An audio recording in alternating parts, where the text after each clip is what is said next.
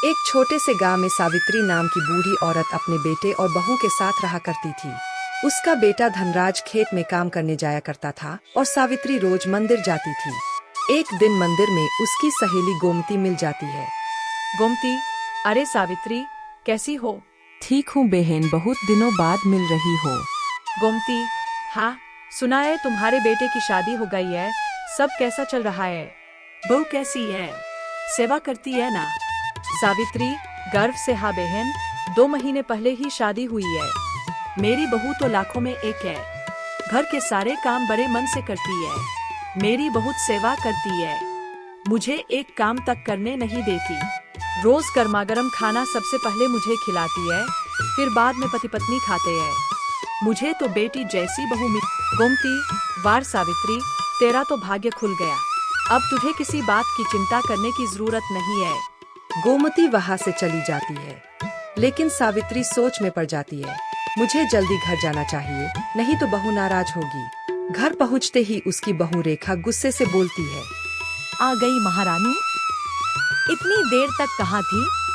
सावित्री, बहू, मेरी सहेली गोमती मिल गई थी, उससे थोड़ी बातें करने लगी, इसलिए देर हो गई। अच्छा, तो यह बात है। बाहर जाकर मेरी चुगली कर रही थी ना कि मैं। सावित्री, डरते हुए नहीं बहू, मैंने किसी से कुछ नहीं कहा। खाना खाने बैठ जाती है, लेकिन खाने में सिर्फ नमक और बांसी रोटी होती है। तो कमला अपनी बहू से कहती है। सावित्री अपनी बहू से कहती है, यह क्या बहू, यह रोटी तो बासी है, और यह नमक तुमने सब्जी नहीं बनाई क्या? बनाई तो थी, लेकिन मैंने और तुम्हारे बेटे ने खा लिया, इसलिए सब्जी नहीं बची। और यह रोटियां कल रात की ही तो है, फेंक देती तो खाने की बर्बादी हो जाती ना। तुम्हारा बेटा कितनी मेहनत से कमाता है, दिन रात खेत में काम करता है, और मैंने अपने मायके में कभी बासी रोटी नहीं खाई। मेरे पेट में दर्द होने लगा तो इसलिए रोटी तुम्हारे लिए रख दी। अब खाना है तो खा लेना, नहीं तो भूखे पेट सोना। इतना कहकर सरला वहाँ से अपने कमरे में। सावित्री को बहुत बुरा लगता है। कमला को वह सूखी रोटियां नहीं खाई जाती, वह खाना रख देती है। फिर कुछ देर में सावित्री का बेटा धनराज आता है। माँ, तुमने खाना खा लिया? आज तो सरला ने बहुत ही स्वादिष्ट खाना बनाया था, तुम्हारी मनपसंद सब्जी बनाई थी। हाँ बेटा, सच में खाना बहुत ही स्वादिष्ट था, मेरा तो पेट ही भर गया। सच में रेखा के हाथों में जादू है। तुम तो बहुत किस्मत वाली हो माँ, जो तुम्हें ऐसी बहू मिली। ऐसा कहते ही कमला की आंखों में पानी आ जाता है, और वह सोचती, जो बेटा बहू के मुंह में अंधा हो चुका है, उसे कुछ भी कहने से क्या फायदा।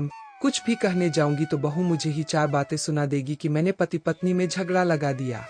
क्या बात है माँ, क्या सोच रही हो? परेशान भी दिख रही हो। कुछ नहीं बेटा, मेरे पैरों में बहुत दर्द हो रहा है, मुझे जरा मालिश का तेल दे दो, मैं लगा लूंगी तो थोड़ा आराम मिल जाएगा। क्या माँ, सामने ही तो रखा है, तुम इतना भी नहीं कर सकती? मैं अभी अभी काम पर से आया हूँ, बहुत थका हुआ हूँ, मैं सोने जा रहा हूँ। क्या बात है रेखा, बहुत थकी थकी सी लग रही हो। हाँ, मेरे पैरों में बहुत दर्द है और सिर में भी, दिन भर काम करके थक जाती हूँ।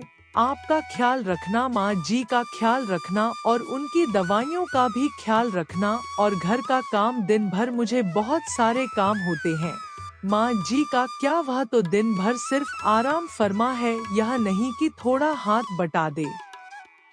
अच्छा, उनकी बात छोड़ो, मैं तुम्हारा सर और पाँव दबा देता हूँ। मैं हूँ ना तुम्हारा ख्याल रखने के लिए, तुम चिंता क्यों करती हो? तुम्हें परेशान देख मैं भी परेशान हो जाता हूँ। तुम परेशान होती हो तो मुझे बिल्कुल भी अच्छा नहीं लगता है। माँ का क्या आज है कल नहीं, उनकी उम्र हो चली, उनकी बातें छोड़ो। यह सारी बात सावित्री सुन लेती है, उसकी आंखों में आंसू आ जाते हैं।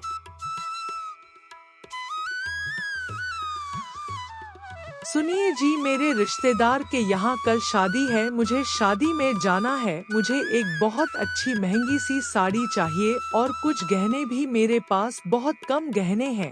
मुझे शादी में सबसे अच्छा दिखना है।